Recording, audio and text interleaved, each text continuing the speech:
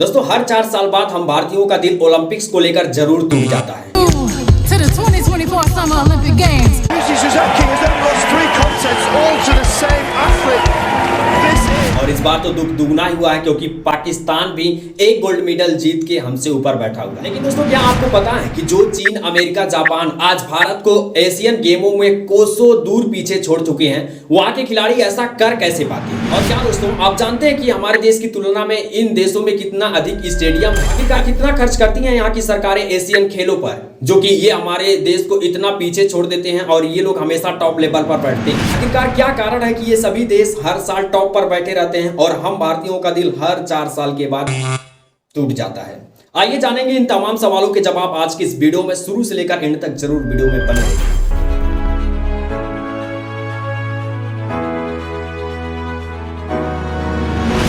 Paris Olympic 2024 को लेकर हमारे देश की स्थिति क्या है, कहां पर हमारा देश पहुंच गया है, इसको आप सभी लोग भली भांति जानते हैं। और हर 4 साल बाद हम भारतीयों का दिल एशियन गेम को लेकर जरूर एक बार टूट ही जाता है। अच्छा दोस्तों चलिए बात करते हैं कि आखिरकार ये सभी देश हमारे देश से ऊपर कैसे बैठे रहते हैं, क्यों हमारा देश शीर्ष पर जाकर नहीं बैठता, या फिर पहले या फिर दूसरे या फिर तीसरे पायदान पर क्यों नहीं आता है, आखिर क्या कारण है? सबसे पहले चाइना की बात करें ना दोस्तों, तो चाइना में कुल मिलाकर 1,70,000 स्टेडियम है खेलों को खेलने के लिए, और आपके भारत में केवल 1,000 स्टेडियम है खेलों को खेलने के लिए। और तो और आपको बता दूं कि चाइना के जितने भी स्टेडियम है वो मल्टी गेम स्टेडियम है, मतलब कि आप वहां पर एक स्टेडियम में जाकर कोई भी गेम खेल सकते हैं, वह इस लेवल से ढाला गया है। और अपने देश का देखिए, आपके देश में ज्यादातर स्टेडियम क्रिकेट के ही पाए जाते हैं, और क्रिकेट के स्टेडियम में आप दूसरा खेल खेलने जाएंगे तो आउटफील्ड या फिर कुछ गड़बड़ा जाएगी, इसलिए वहां पर क्रिकेट को ही खिलाया जाता है, दूसरे खेलों को नहीं खिलाया जाता। चाइना सरकार एशियन खेलों को लेकर $3.2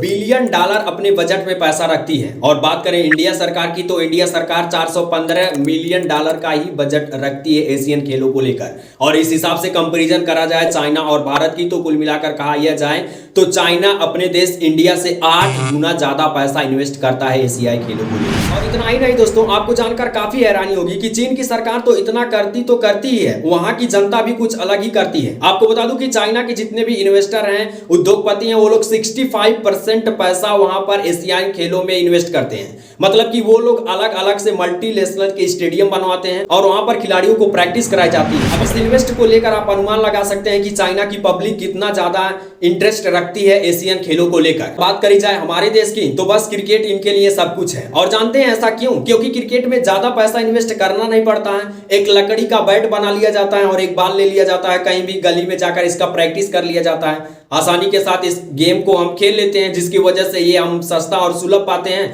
और हर पब्लिक इसी को खेलना पसंद करती है। इंडिया के अंदर ऐसे बहुत कम लोग मिल जाएंगे जिन्होंने एक स्विमिंग पूल बनवाया, एक मल्टी लेवल का टेनिस पिच बनवाई हो जहां पर वो जाकर प्रैक्टिस करते हो।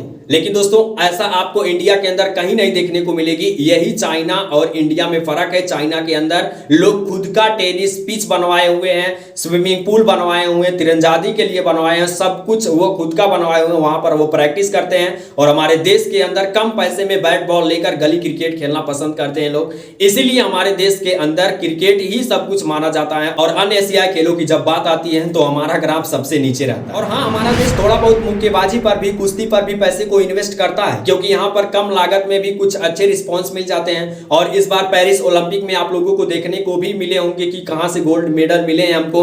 और आपको बता दूं कि हॉकी में भी हमारे देश ने कुछ अच्छा करके दिखाया है और तीरंदाजी में भी कुछ अच्छा किया है। लेकिन दोस्तों बात करी जाए यहां पर स्विमिंग की या फिर अन्य चीजों की, तो हमारा देश कहां गया है, कहां नहीं गया है, ये आप अंदाजा लगा सकते हैं। हालांकि दोस्तों आपको बता दूं कि आज जो टॉप लेवल पर बैठे हुए देश जैसे कि चाइना हुआ, अमेरिका हुआ, ऑस्ट्रेलिया हुआ, इन देशों में सबसे ज्यादा मेडल महिलाएं ही लेकर आई हैं। और हमारे देश का सबसे बड़ा बिग पॉइंट यह है कि महिलाओं को यहां पर बढ़ावा नहीं दिया जाता है, जिसकी वजह से आज हमारा देश मेडल की श्रेणी में सबसे नीचे है। आप जाकर पूरे हिस्ट्री को उठाकर देख लीजिए, चाइना, ऑस्ट्रेलिया और अमेरिका में महिलाओं ने सबसे ज्यादा मेडल लेकर आई हैं, जिसकी वजह से आज वो टॉप लेवल पर बैठे हुए हैं और हमारे देश में उनकी रिस्पेक्ट ही नहीं करी जाती है। आपको पता है कि पिछले दिनों हमारे देश की महिला पहलवानों के साथ क्या हुआ था, तब भी विनेश फोगाट ने वहां तक तो भरसक प्रयास किया था, लेकिन अब किस्मत ने नहीं साथ दिया, जिसकी वजह से उनको वहां से आना पड़ा। नहीं तो हो सकता था कि पाकिस्तान के ऊपर हमारा नाम होता यदि एक गोल्ड मेडल आ गया होता तो। दोस्तों, आज हमारे देश के अंदर क्रिकेट को ही सब कुछ मान लिया गया है और क्रिकेट के उन खिलाड़ियों को भगवान माना जाता है जो कि आज के युवा पीढ़ी को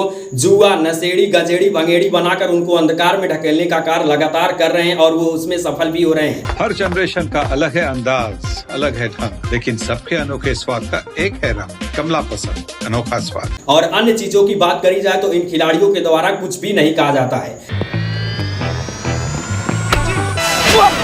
सब खेलेंगे ड्रीम 11। हाल ही में आप सभी को पता है कि जब से गौतम गंभीर को हेड कोच हुए, उन्होंने कहा कि यदि कोई भी खिलाड़ी सट्टेबाजी ऐप का या फिर किसी भी गुटखे का प्रचार करता हुआ पकड़ा गया तो उसको तुरंत ही हम सस्पेंड कर देंगे और उसको खिलाएंगे भी नहीं। क्योंकि आपको पता है कि हमारे देश के जितने भी खिलाड़ी हैं, पिछले दिनों उन्होंने किस तरीके से सट्टेबाजी ऐप का और नशेड़ी भंगेड़ी चीजों का कितना ज्यादा उन्होंने प्रमोट किया था और उससे कितना ज्यादा पैसा उन्होंने कलेक्ट करी थी। इससे तो यह लगता है कि उनको भारत सरकार से या फिर बीसीसीआई से उनको पैसा ही नहीं मिलता है, बस उनको ऐड करना है, चाहे वो ऐड किसी भी प्रकार का ऐड हो, बस को ऐड ही करना है। जीवन में कभी ये नहीं सोचा था कि कोई खिलाड़ी पान मसाला की ऐड करेगा, और ऐसा इतना इंपॉर्टेंट नहीं है कि आप किसी पान मसाले की ऐड करेंगे। फिलहाल दोस्तों, इस वीडियो में इतनी इन्फॉर्मेशन, उम्मीद है कि आपको कुछ तो आइडिया लग ही गया होगा कि हमारा देश इन दिनों एशियाई खेलों में क्यों इतना पीछे रहता है और हर 4 साल के बाद हम इंडियंस के दिल क्यों टूट जाते हैं। फिलहाल मिलते हैं किसी अन्य वीडियो में अनट्रेंडिंग टॉपिक के साथ। वीडियो पसंद आए तो वीडियो को लाइक करिए, ज्यादा से ज्यादा शेयर करिए और ऐसे इन्फॉर्मेटिव वीडियो और ट्रेंडिंग खबरों के लिए हमें जरूर सब्सक्राइब करिए। तब तक के लिए ta-ta, take care, good bye, जय हिंद, जय भारत, जय श्री कृष्ण।